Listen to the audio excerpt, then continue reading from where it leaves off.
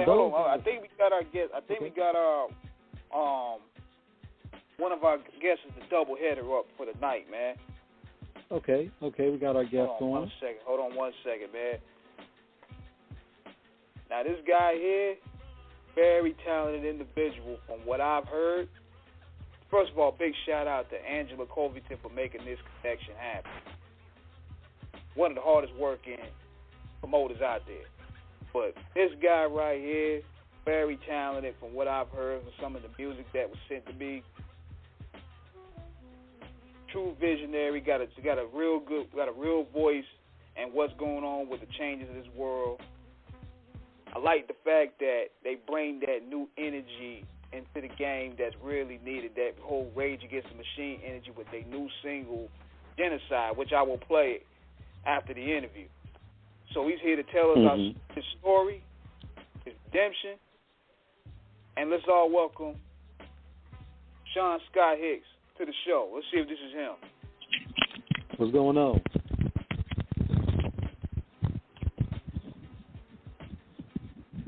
Hold on 1 second. We make sure we got everything going. 951, you on? I'm on, baby. What's going on with you, man? Great to have you with us.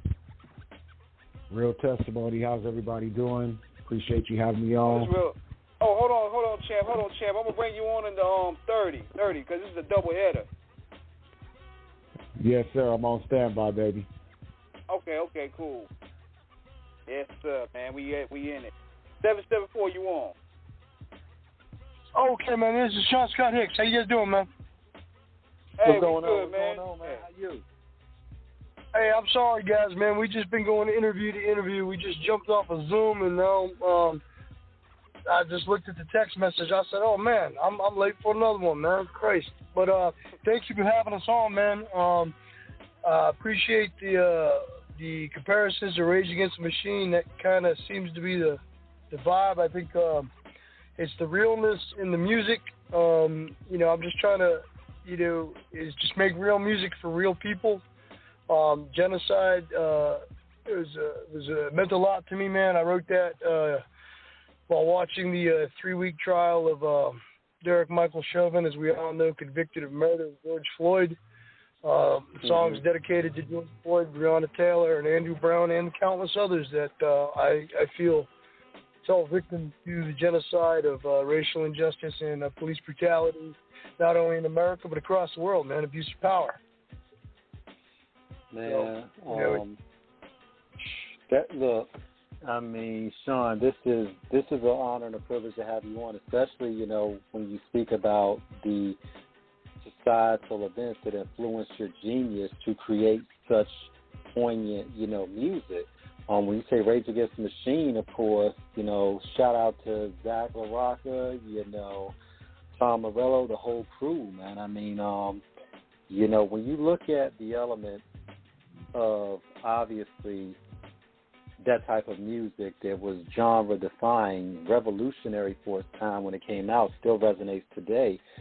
Obviously, there's a rock influence there. We talk on this show a lot about hip-hop, but we also want to shine light on other genres. So before your hip-hop influences, tell us some of your other rock influences as well that influence your sound and how you found your way into the music game. So with my influences on rock, I believe I put myself in the mindset, man, and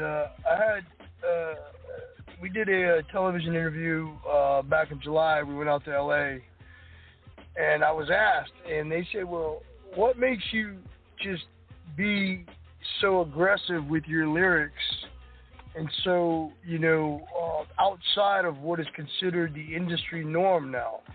And I said, to be honest with you, man, I believe rock and roll is rebelliousness, but it's also a creative beauty. So I kind of put I asked myself one day, I said, well, how did Little Richard feel being a gay black man in the 1950s era Georgia and deciding to do rock and roll? He just said, man, I'm going to do it, and I don't care what anybody says. Yeah. So, that's kind of my creative approach. I just do what I think feels good to me. And, it takes a lot of different things, that do inspire me. I draw off of my own life's experiences, and, I'm a muse for a lot of things that I see going on in the world. And I just, put my artistic voice to it. I heavily influenced instrumentally when we were creating stuff. A lot of Black Sabbath, a lot of Iron Maiden, a lot of Pantera. I love heavy riffs. I love loud drums. Yeah. Man, look. You said Pantera. Rest in peace, Dimebag and Vinny, the groove metal greats. Oh, my God. Yes. Yeah, Mouthful War. I like just to go against what everybody else is doing, man. Absolutely. Yeah.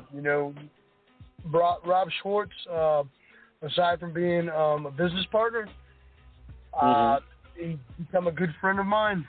And, we all know Rob, man. We got to love him. He's a diehard boom bap guy. And I love him for that because he hasn't conformed to what the industry normal is, what the standard is. He's going to stay in his lane, and he's just not going to change. I love that. So when Rob and I first met, we're taking this left right here. When Rob and I first met, man, he listened to the album and he said, "Man, listen, I'm a boom bap guy. I don't know how to even categorize your music yet, but I just know this is good music and I need to be involved with this. I need to grow with you." So, yeah, man, we've become good friends, man, and he's just, he's my champion on everything I do, man. He said, "You just continue to do what you're doing, and I got you back." So that's real, man. Yeah, and man. And when you look at it, Sean, when you're dealing with, when you're looking at rap, when you're looking at heavy metal, rock music and heavy metal, which would, a lot of people look at, of course, because when you go back to the days of Chuck Berry, Sister Rosetta Tharpe, Little Richard, some of the early pioneers, when you get into it in the 70s, 1972, of course, with Black Sabbath's War Pigs, which is considered the first true heavy metal song. Led Zeppelin has a song called Heavy Metal Thunder that would eventually give heavy metal its name. But in terms of the sound aesthetics, of course, with those riffs, Tony Iommi, Geezer Butler, Bill Ward, Ozzy Osbourne had, Black Sabbath was widely considered to be the first, heavy metal band. But when you look at it in terms of the social commentary of War Pigs, when you look at some of the lyrics on that, which is about how the power elite, influence the world in terms of conflicts, to when you hear, like you said with Pantera, songs like, Mouth of War opening where it says revenge, I'm screaming revenge again, wrong, been wrong for far too long, been constantly so frustrated, I move mountains with less, when I channel my hate to productive, I don't find it hard to regret. It's about attitude, it's about assertiveness, it's about a direction of what you feel. Different genres in terms of the sonics, in terms of the template, in terms, of, where origins come from, but they both have a societal message with it, of being anti-establishment, speaking out against the establishment in a sense when it's wrong. Yeah, absolutely. It's I don't know if you guys heard Average Joe off of the album? Yeah, I heard one of the songs before going on the air. Okay, yeah. So even in Average Joe, I start out, obviously they're telling me I'm politically charged. I'm cool with that, man. I'm just speaking the truth. I try to tell a story, so that's where I delve into my original influences from, my associations with the almighty RSO out of Boston, Made Men, those guys, big influence on me. Good friends of mine, Shout Tony out Roman, I Roxbury. talked to. Excuse me? Shout out to Roxbury, Ray Dog, a.k.a. Benzino, of course, Jeff 2 times, Tony Rome, I speak probably twice a day. Okay. Yeah, he's my man, dude. And Jeff 2 times is nobody finer on the decks. Marco, Antonio. Antonio is a good dude, man. There's a lot of those guys. Willie Ragland, unfortunately, I've done a lot of time with Willie. Those were my influences, man. One in the Chamber, still a classic. If you listen to Genocide, if you listen to Genocide, when I get into the refrain before the last chorus, I pay an ode to that original track where I say, "Feel my anger. I got shells in the chamber." So,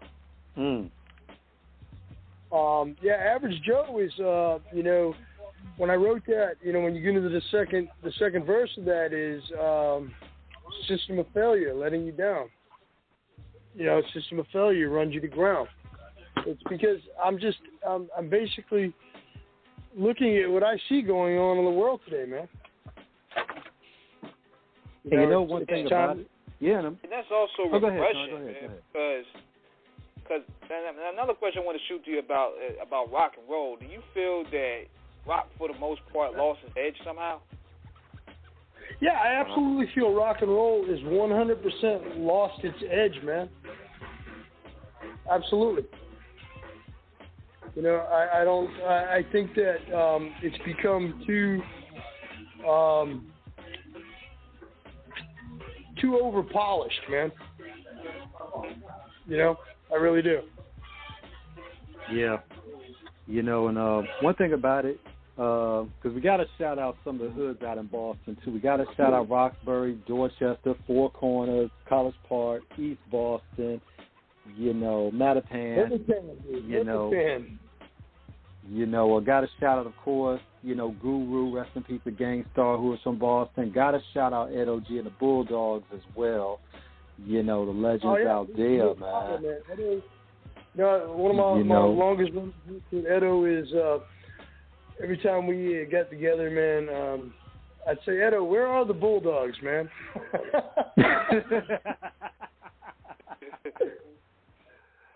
Yeah, man. Man. I think that rock nowadays, man, is just it's lost everything that it stood for, and that's why when we put the album together, I said, man, it's just I turned down a couple of large advancements because I didn't want to be controlled. I didn't want to have a leash put on me when I was recording the album. So I just did it, in seclusion. I, just tucked myself away in the studio, just by my partner and producer, Mark Harmon from Wachusett Recording. I tapped a lot of, friends of mine that were in the industry. We were in the pandemic, so I had the opportunity to tap a lot of guys that are in major bands around the world and say, hey, come in and play guitar for me, and you come play bass for me, and you jump on drums for me, man.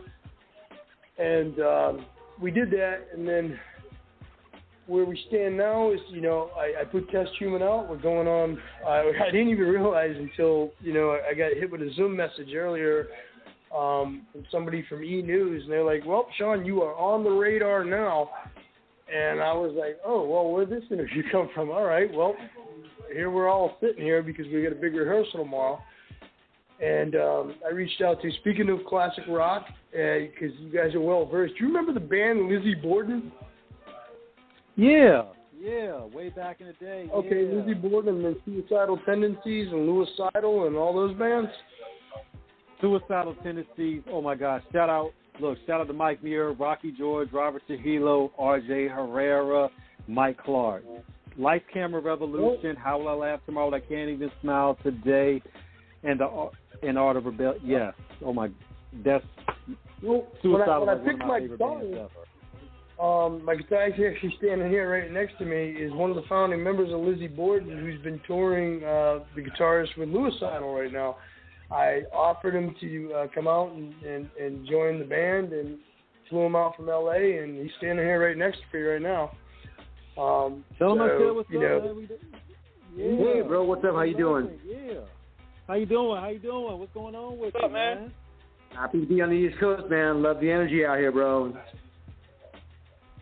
Look, to have a legend on the show. I mean, this is magnificently spandiferous, man. I mean, this is an unexpected yet pleasant surprise, man. We're happy to have you on, man.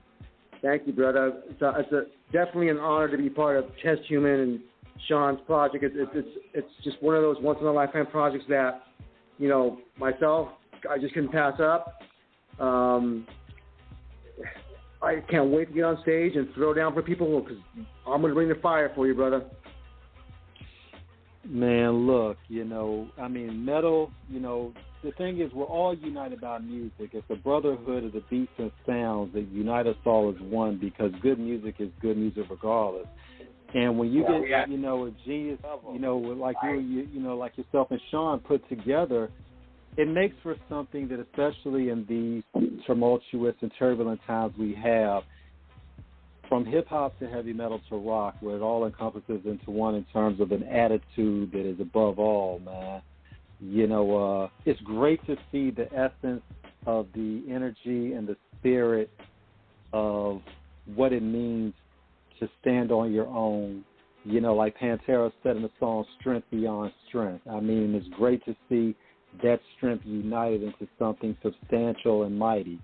The music world the universe is all the more richer for the contributions you know, and Sean have brought us.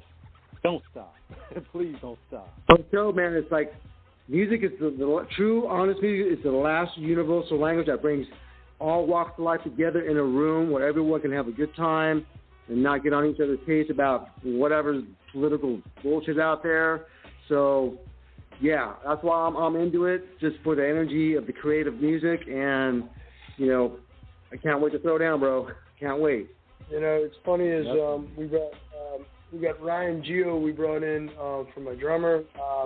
Actually, Gene brought him in because I said, well, I guess, you know, I got a guitarist. Now we need a drummer. And, you know, we looked at a few guys from Tantric.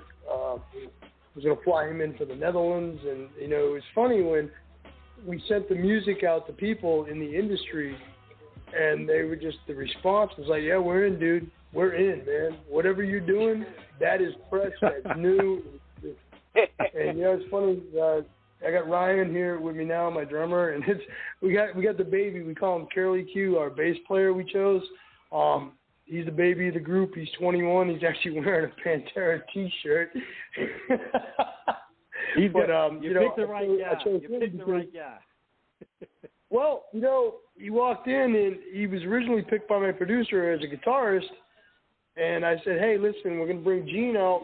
Can you slide the bass? And he goes, I'll do whatever you want, but I don't own a bass. So we went out and bought him a bass. And I just think that's, again, it's back to the essence of rock and roll, man. It's like if he's got the balls to step in, you know, the room with us and on stage with seasoned guys, well, I'd be doing him a dishonor and rock and roll a dishonor to say, nah, you're not good enough. Still rock and roll. Fuck it, just go for it. Yeah. Well, you got to remember, too, in terms of him being the baby of the bunch. People are bunch. just yearning for him to come back, man, because a lot of people miss that sound. Because, you know, people live in a nostalgic era where a lot of stuff from the 90s and even the 80s, for the most part, is still appreciated. You still see people wearing Nirvana shirts, and they still wearing the Pantera shirts and Alice in Chains and stuff like, and groups like that.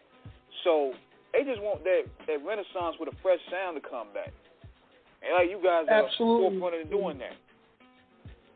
Absolutely. You know, I hope we can have this same phone call in 30 years and we talk about people still wearing Test Human shirts. Man. But, yeah, I mean, you know, Ryan is a great drummer. He's a great drummer, man. And, you know, And he heard the music, and, I got the call back from him. He said, here's my information. Book me a flight. I'm in. And this man just had a newborn, just bought a house in Long Beach, California, and I didn't get a chance to book the flight fast enough. And he called me back. He said, yo, am I still in? Where's my flight information? Oh, man, when the stars align. But to have that type of enthusiasm, yeah. To have, and especially when, you're talking about your basis being 21, I'm thinking back to the days with Dio when he did the Lock Up the Wolves album, and he had a guy by the name of Rowan Robertson on guitar who was 18 years old and absolutely just murdered that whole damn album.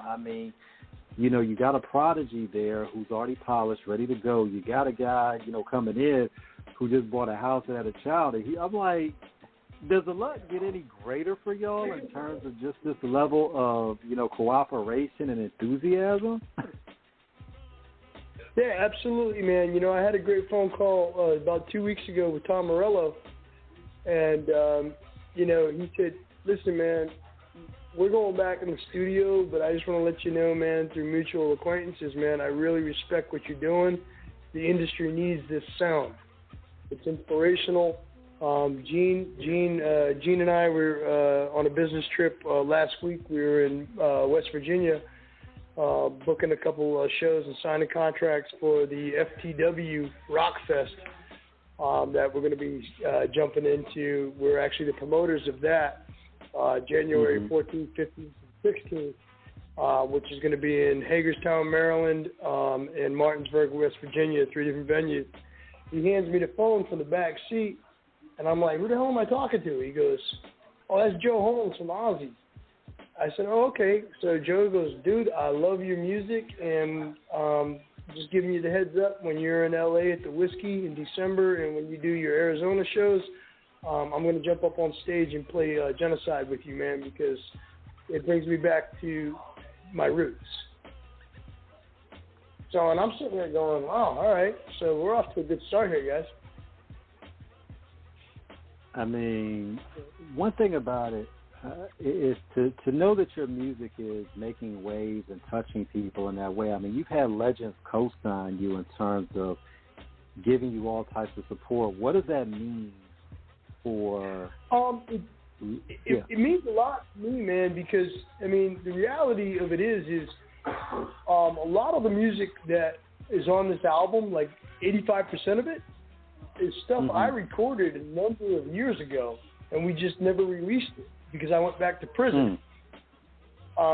So it's humbling to me because I was flown out to LA a few months ago by Crazy Town, and they were like, we want you on tour with us as our special guest, Sean. And it was just brought to our attention during the Zoom interview we just did with E! News a little while ago. I didn't even realize. She said, you're going on the biggest tour in America right now? I said, no, we are. Oh, wow. I said, I didn't realize that.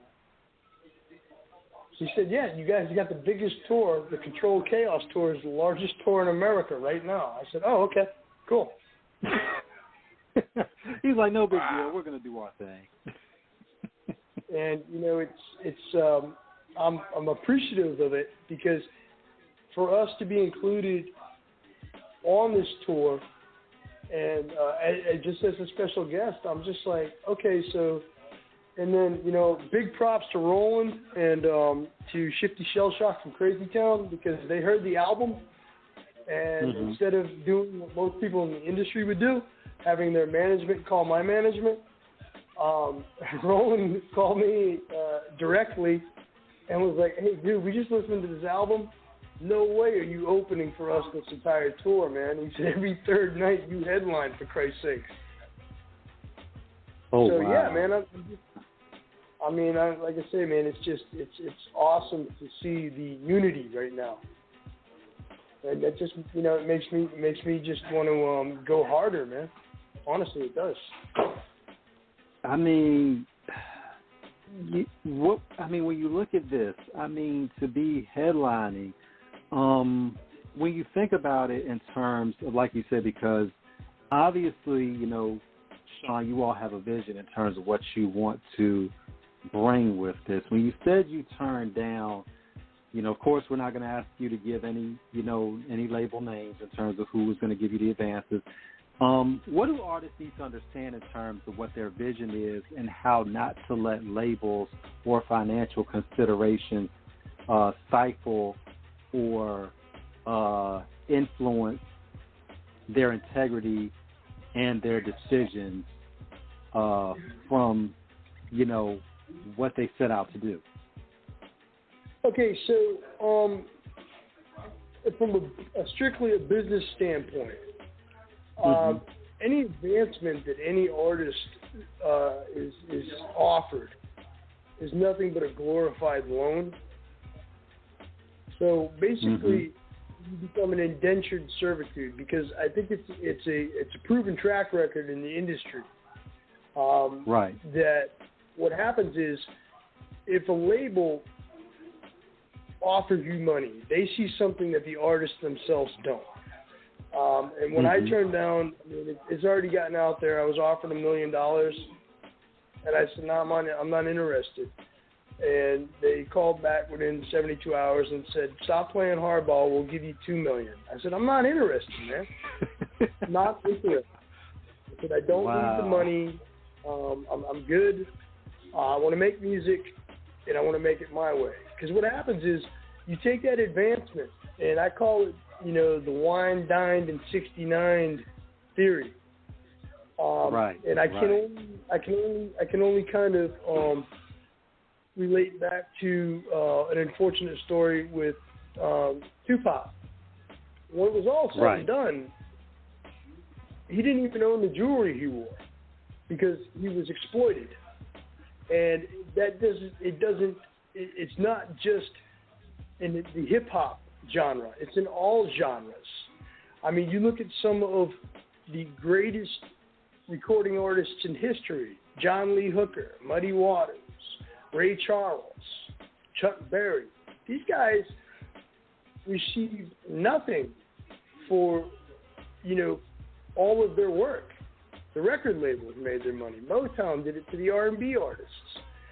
So, you got to really take into consideration, they expose these people, these artists, to a lifestyle that they're unaccustomed to. And then once they've got you addicted on that drug of fame, because it is a drug,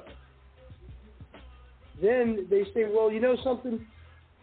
You're living in that house, and you're driving that fancy car, and you're wearing those fancy clothes, and you love your jewelry, but now we need 5 more albums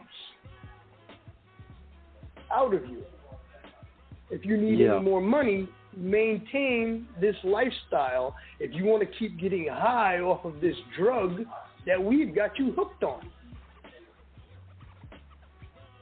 That's real. And yeah, man, it's just so, when they offer the money, I said, I'm not for sale, man. I'm going to make my music. I'm going to make it the way I want to do it. I'm going to do it on my time. I'm going to do it on my dime, and I'll release it when I'm ready.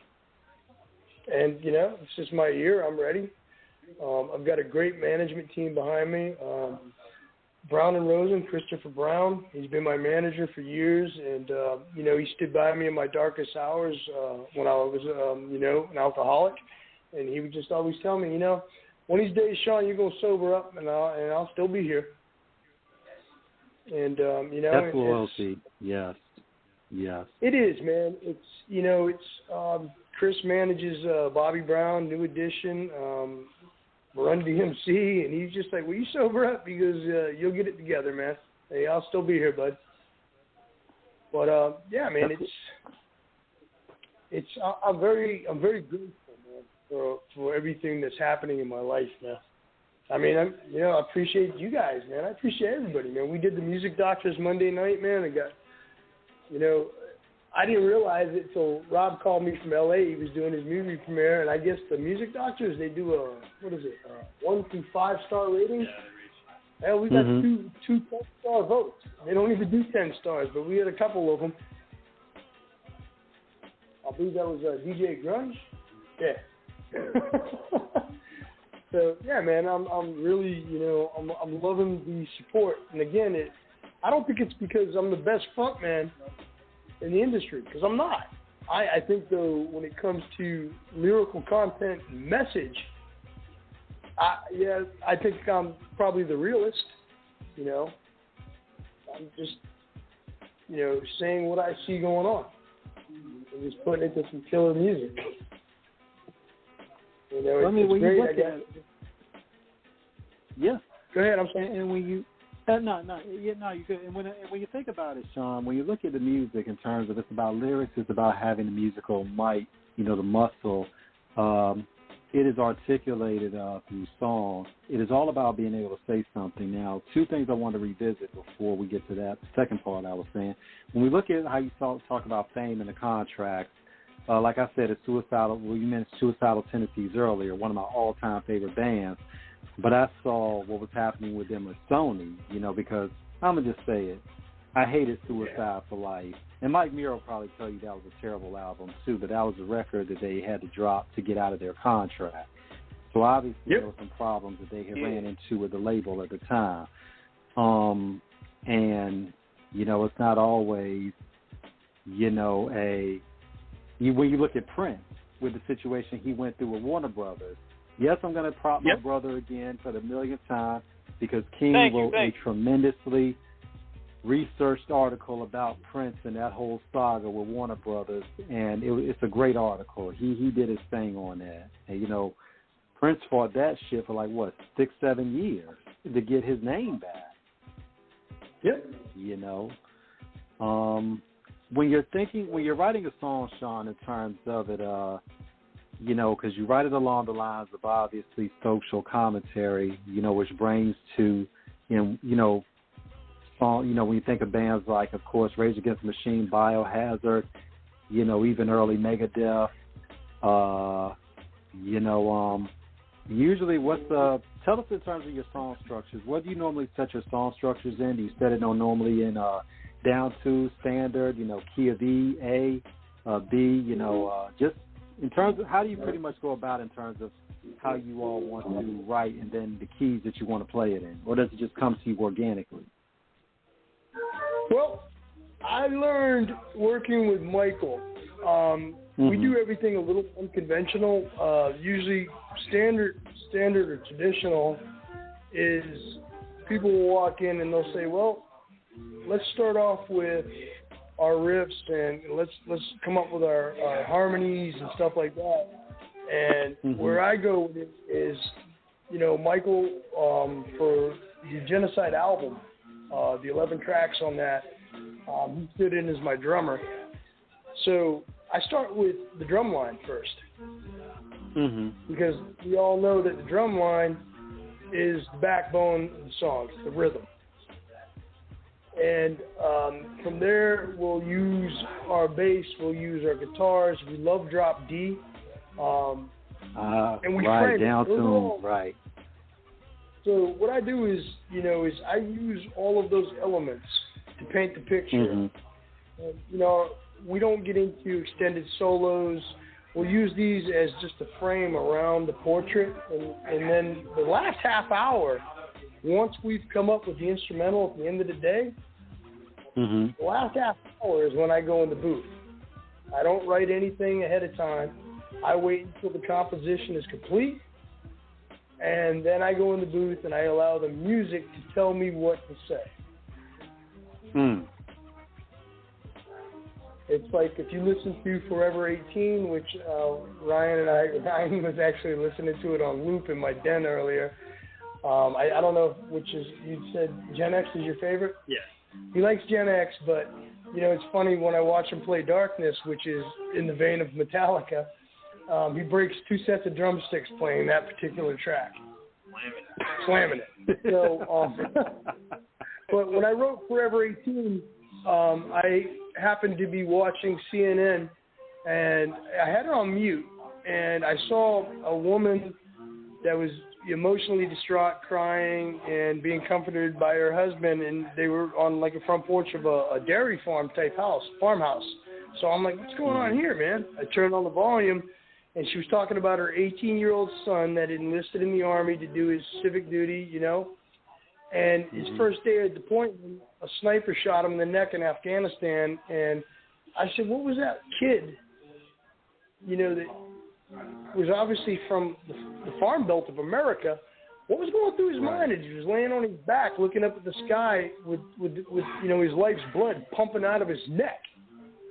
He was 18 years old. So that's where I came up with that track. That was the inspiration, Forever 18, where it's his point of view asking God to take him into the gates of heaven and forgive him for signing on the line to help the government commit the crime. So, in the lyrics, again, they reflect it in the song America's Wasted Fetus, where it's just, that's what we do. It's to oil fields they feed us, America's wasted fetus. So, yeah, man, it's just, that was the inspiration for that song. I visualized it, for a video concept. I've gone over the video with my videographer a few times.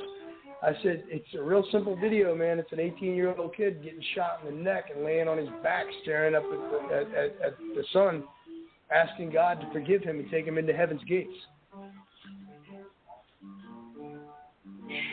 I mean, as you... I would just sit back just listening, because one thing we do as interviewers as well, like, we ain't trying to over-talk. We just want to get y'all story out there for those who y'all, because this is one of the first time we having a rock band on the show. Yep. And what a debut for us. Again, it's I'm making real music for real people. And, it doesn't matter if you're black, white, brown, green, purple, orange. There's something that relates to everybody, because I think what's missing nowadays in all genres of music across the industry is they've lost the sense that music is supposed to be felt before it's ever heard. Lost soul. Yeah. And when we look at who stole the soul, because it all has soul at its core, we look at how King will tell you, I'm an abashed heavy metal fan. Morbid Angel, Slayer, Forbidden, Anthrax, Overkill, Pantera, like I said, Circus of Power. When I listen to all these bands from back in the day, and then I listen to some of the bands now, I don't hear the attitude. I don't necessarily hear the urgency. I don't even hear the musicianship. Same thing with hip-hop. And that's not to say there aren't good bands out there, just like there aren't great rappers out here right now. There's an abundance of both. But I think it's all about, I think it's about. Yeah, but I think it's about what's getting promoted right now. Yeah. They had a great upbringing. Ain't nothing to really be angry about. Yeah. Exactly.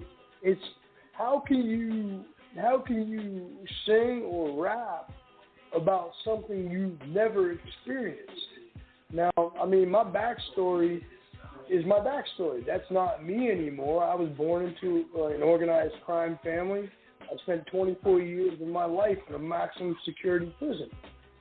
I've done things that, I regret doing, and it's part of that experience of life bleeds through into my music. So I would best say my partner in Mob Rock Records is Corleone from Corleone Records.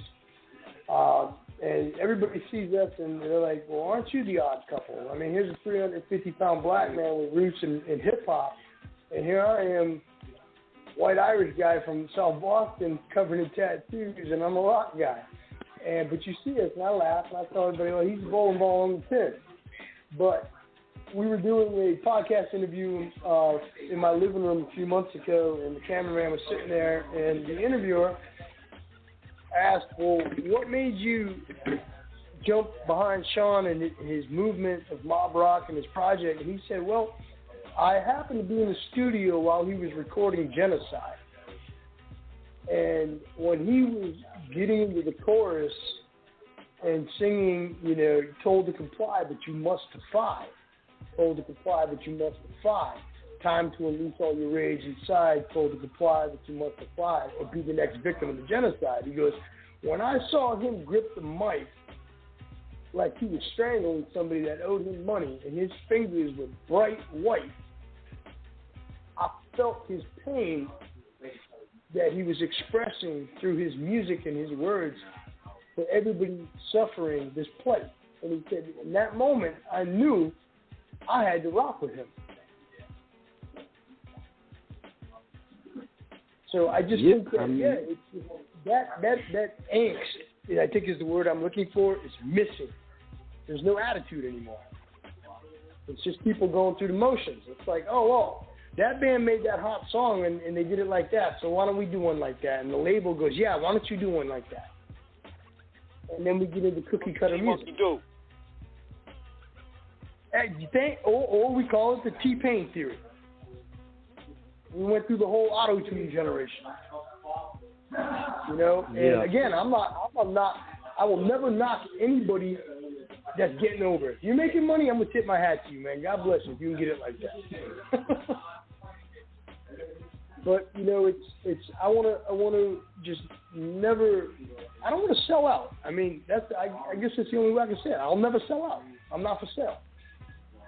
No one will ever come into the studio wearing a suit and tie and a pair of wingtips and say, "Can you do it like this?" Nah, man, you end up with my Nike up your ass if you tell me to do something. Nah, it's not happening. Because at that point, look, we're not doing that. Come out real quick on them. Yeah, man, it's we're not going to do that. Because what's funny is I do a lot of consulting for screenwriters in Hollywood, and again. I charge the hell out of them, and I actually have a good friendship with a couple of screenwriters out there that just got voted in by Vanity Fair's top 10 screenwriting team in Hollywood. Okay. And we were vacationing 2 years ago in Atlantic City, our family together, and they said, "Man, what is it, Sean?" And I said, "Well, here's the reality. You guys are two lily white screenwriters with NYU film school degrees. How the hell can you write a convincing script about organized crime or any kind of crime movie? You don't know what you're writing. That's why you're paying me to go over your dialogue with you and what would really happen and how it would happen." Get it from the man who lived it. Exactly. I think, and again, I'm glad you just said that, man. It's authenticity is what I'm bringing to music. It's not, again, I'm not the best front man other than I'm the realest front man. And, again, that's, the people that I associate with and my producer, Mike, everybody's kind of intimidated because of my past life. This skinny little dude with he's a Berkeley grad with he's a dual major at Berkeley, man, and he's just like, he tells me what I need to hear, not what I want to hear. He has no problem telling me, nah, we're not going with that. Go back in there. You can do better. If you're tired, come back tomorrow and we'll approach it again. Where generally somebody would go, "Oh, that's great, man. Yeah, Sean," and let me ride with it. So it's that honesty, man, that I really, I have an insatiable thirst for. And that's the kind of people that I try to, associate with. And, like I said, I put this band together, man, and we did it in breakneck speed. And it was funny, too, man. Now that the cat's out of the bag, when we flew out to L.A. a couple of months ago, man, the publicist was like, "Oh, we need a band photo." I'm like, no, the band's secret. The band's secret. I didn't have a damn band yet. I was still trying to hire guys. But I wasn't going to tell anybody that. I was just out there. Me and Corleone went out there. He goes, "What do we do when they want to see the band?" I said, "I tell them we ain't going to reveal that yet." Look, the Omerta operation, code of silence. Yeah, thank you. Hey, 617 is tattooed up my arm, man. That's what it is, man. Now we gotta probably wrap this up. We gotta bring our second guess in for the second half of the hour, man. But we definitely love the build, though, man. I mean, you guys are bringing that energy back that's needed, whatever it be for hip hop and rock sound, because it's definitely needed, and you guys are very needed in this time of need when it comes to bringing that content to the equation. So you have any shout-outs you want to give out before we go on? Yeah, first and foremost, I want to thank God for keeping my dumb ass alive, all these years, because I believe ultimately he got a bigger plan for everybody than what we know. I'd like to shout out Rob Schwartz at Humag Magazine for partnering up with us, my partner Corleone, Ryan Gio, my drummer, Gene Allen, Ethan, we call him Curly Q, my bass player, my fiance for dealing with film crews living in our house for the last year. And more so too, man, is I'd like to thank everybody in the industry, including yourselves, man, just for supporting what we're doing, man, because, it takes a lot of balls to actually, to acknowledge what we're doing. It really does, man. It shows an authenticity and a realness on your part and music doctors' parts, and it just shows a lot. What it does, man, is it pulls back that veil on the power of music. Because again, whether it's hip hop, rock, R&B, blues, it doesn't matter, man. If it's good music, it's good music. So it's build it and they will come, man. Build it and they will come. Man, Sean, this has been so richly rewarding. We thank you so much. You are welcome back anytime. As a Yankees fan, I got to say, we'll be back next year. Man, these guys, I hope you guys are able to catch us on tour, man. I know we're doing the whole North American tour. I think it's 22 states, 30 shows. Goes, I think, 7 weeks, right, Ryan? Yeah, we're pretty much crisscrossing the entire country. Man, look, if y'all got a Virginia stop in terms of Hampton Roads, I'm going to try to make that show. You said Virginia? Yeah, Hampton Roads. I'm in Chesapeake. Yeah, I know Don Vega from Wu-Tang Management and PYM, Protecting Net Records, just called me the other day. I was in Virginia and said, Shauna, I know you're rock and roll, but we would love to book you down here in Virginia. I said, do it, man. Vega's a good dude. Solid. Yeah. Dude, I just followed you on IG, so I'm definitely will be in touch on that. And like I said, we'll see what's going on, man. And I mean, like I said, y'all in the area, I'm going to try to stop too. We're going to click up and just hang out, man. Absolutely, man. Anytime, man. I mean, that's the beauty of music, man. It brings everyone together, because if you really look at it and break it down, it's instinctual, because you can go back 40,000 years and somebody was beating on a log or clicking rocks together. It's soothing. Absolutely. Yeah. Yes, sir, man. So we definitely appreciate